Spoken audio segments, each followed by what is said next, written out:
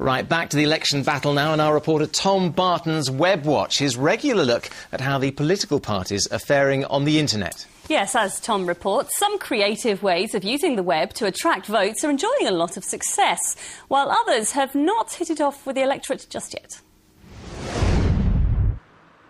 They're one of the most traditional ways of campaigning at elections. But one of our parliamentary candidates claims that a very modern technique has led to him having hundreds more posters on display. Last week, Conservative candidate for Clacton, Douglas Carswell, posted a plea on his blog for people to display posters. Now he claims he's had literally hundreds of extra posters put up in people's windows and gardens.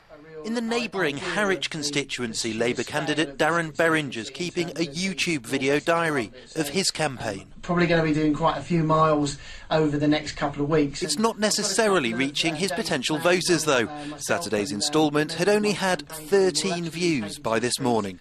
The parties are also using the social networking site Facebook to stay in touch with the electorate, and it's turned into something of a battle for fans. Leading the Facebook fight are the Conservatives, with more than 37,000 fans.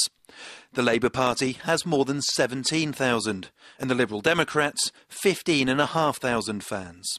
These figures, of course, just show how successful the parties have been at recruiting fans on Facebook. They're certainly not an opinion poll.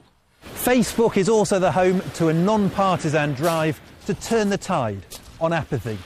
A page dedicated to persuading people to register to vote before the deadline a week on Tuesday has got 35,000 fans.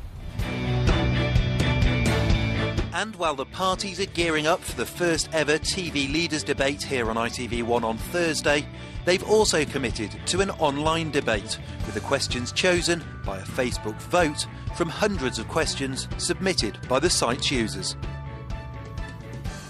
Tom Barton's report that he will, of course, keep us up to speed with all of his Web Watch stuff over the coming weeks. Now, a family from Hertfordshire had the shock of their lives this morning when blocks of ice started falling from the sky. Couldn't believe it, could you? It happened in the village of Furneux, Pelham, the clue being that it just happens to lie underneath a busy flight path. Rihanna Mills went to investigate. Neville Tofts doesn't mind the odd April shower. This morning's, though, was a real bolt out of the blue. I heard that bang there, Yeah. and then I walked up here, and I was right opposite the stub where it hit, and then there's another noise. When this one happened, I thought, well, it must be the same thing, so I went back and had a look, and there it was. All this ice on the floor? Yeah, so I called the girls, and they all come down and had a look.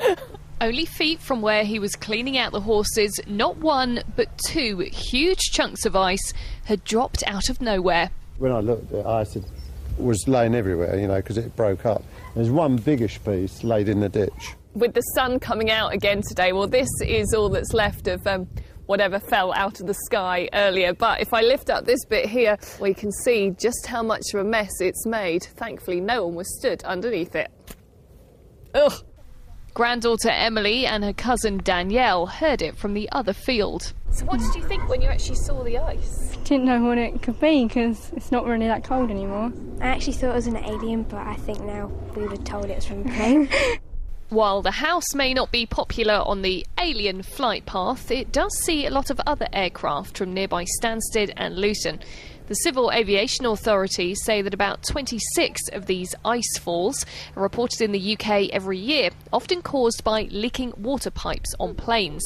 Neville has never seen anything like it. I just heard this ever so loud noise, and I wasn't only a few yards from it. Well, I would have been angrier if it was closer to me. In case you wondered, white ice means it's unlikely to have come from the aircraft toilets. Probably a good job with Emily and Danielle deciding to keep some of it in the freezer, just as a reminder. Rihanna Mills, Anglia News at Furneux, Pelham in Hertfordshire. Well, if it is alien ice, you'll be able to sell that in a few years. Yeah, it'd be worth a fortune. It could just be normal ice as well, as we think about it. But they could count themselves lucky. I mean, it's pretty frightening to be under ice when it falls, but just doing a bit of research, what have you had? Frogs?